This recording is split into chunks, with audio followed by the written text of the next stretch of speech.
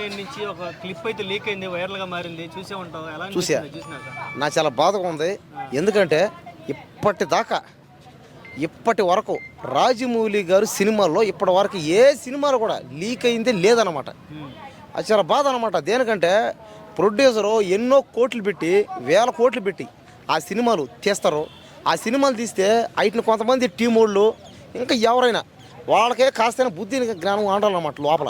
అరే సినిమా ఇది లక్షల కోట్లు అవుతున్నాయి, వేల కోట్లు అవుతున్నాయి. సినిమాని నమ్ముకొని ఎంతోమంది ఓకేనా, ఎంతోమంది బతుకు తెరువు.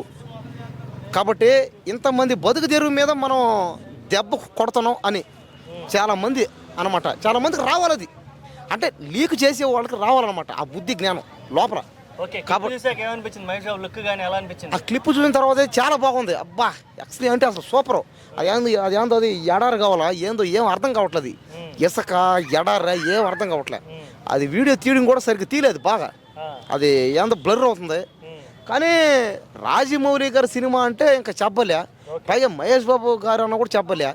కాబట్టి ఈ సినిమా మీద మొదటి నుంచి వాళ్ళిద్దరు కలిసి సినిమా తీస్తారంటే భారీ ఎక్స్పెక్టేషన్స్ భారీ స్థాయిలో ఉన్నాయి. కాబట్టి సినిమా ఖచ్చితంగా బాగా ఆడుతుంది ఇది. కాబట్టి సినిమా గురించి తక్కువ అంచనా అయితే లేదనమాట ఎక్కడ.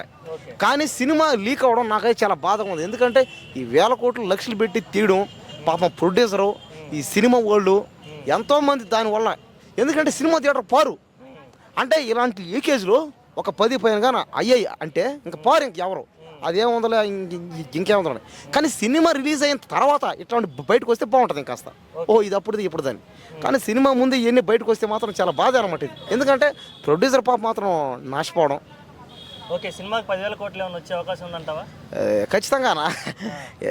జోక్ ఇది. 10,000 కోట్లు వస్తాయి, 50,000 కోట్లు వస్తాయి, 1,00,000 కోట్లు వస్తాయి. సినిమా ఏంటంటే ఇప్పుడు ఒక సినిమా 1000 కోట్లు పెట్టి తీస్తే ఆ సినిమాకి 1000 కోట్లు రావడం కొద్దిగా కష్టం అనమాట. కానీ ఏంటంటే రాజమౌళి గారి సినిమాలు అవి ఆస్కార్లు అనమాట. ఎందుకంటే ఆస్కార్ అవార్డు ఇచ్చినా కూడా తక్కువ వీటికి. ఈసారి ఎన్నో వస్తాయంట ఈ సినిమాకి ఆస్కార్ అవార్డు? ఖచ్చితంగా ఈ సినిమాకి ఆస్కార్ అవార్డు ఎన్నో వస్తాయి తెలియదు నాకు. ఖచ్చితంగా ఆస్కార్ అవార్డు అయితే వస్తుంది, గ్యారెంటీ. RRRకి రాజమౌళికి వస్తుందని ఎక్స్పెక్ట్ చేశారు, రాలేదు. మరి ఈ సినిమాకి వచ్చిద్దా? వస్తుంది, కన్ఫర్మ్ వస్తుంది.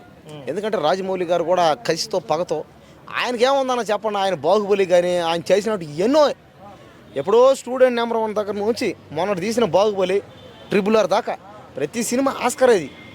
కాబట్టి రాజమౌళి గారి సినిమా అంటే ఎక్కడ అసలు తక్కువ అంచనా చేయడం లేదనమాట. మహేష్ బాబు హాలీవుడ్ ఆడియన్స్ కూడా నచ్చే అవకాశం ఉందంటావా? మహేష్ బాబు ఖచ్చితంగానా, ఎందుకంటే ఇది ఒక ప్యాన్ వరల్డ్, ఇది ప్రపంచవ్యాప్తంగా తీస్తున్నారు.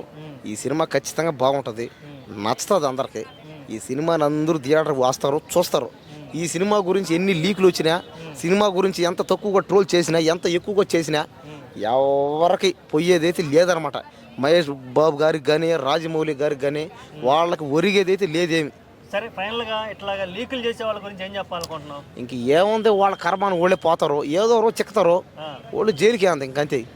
ఎందుకంటే సినిమా లీక్ చేసి ఇంకోటి జైలుకి అంతే కదా. స్పెషల్ ట్రీట్మెంట్ ఏమైనా కావాలంటావా ఇలాంటి వాళ్ళకి? ఇంకా అంతే కదా, వేస్తున్నారు ఆల్రెడీ. వాళ్ళ మీద సెక్షన్లో కేసులు ఉన్నాయి. గతంలో కూడా మనం ఇది గీత గోవిందం కానీ ఇంకా అత్తారింటికి దారేది, ఈ సినిమాలన్నీ లీకేజ్లు అయినాయి. కానీ లీకేజ్లు అయినా సరే సినిమా బాగుంది కాబట్టి ఆడినాయి. ఇదైనా అంతే. ఇంకా రాజమౌళి గారి సినిమా లీకేజ్ చేసి వేస్టేది. ఎందుకంటే ఆ సినిమా ఎలా కూడా ఆడుతుంది. ఒకవేళ వాళ్ళకి కానీ ఇంకేదైనా కొత్త ఐడియాలు తాటు వస్తే ఆ లీకేజ్ దాన్ని తీసేస్తారో, క్వశ్చన్లు తీస్తారు అంతే. కాబట్టి లీకేజ్ల వల్ల ప్రమాదమే, కానీ అలా చేయకూడదు, చట్టరీత్యా నేరం ఇది. ఇక నుంచి వాళ్ళు ముందు లీకేజ్లు కాకుండా జాగ్రత్త పడాలని నేను కోరుకుంటున్నా. మహేష్ బాబు గారికి, రాజమౌళి గారి టీం అందరికి ఆల్ ద బెస్ట్. సినిమా బాగా తీయండి.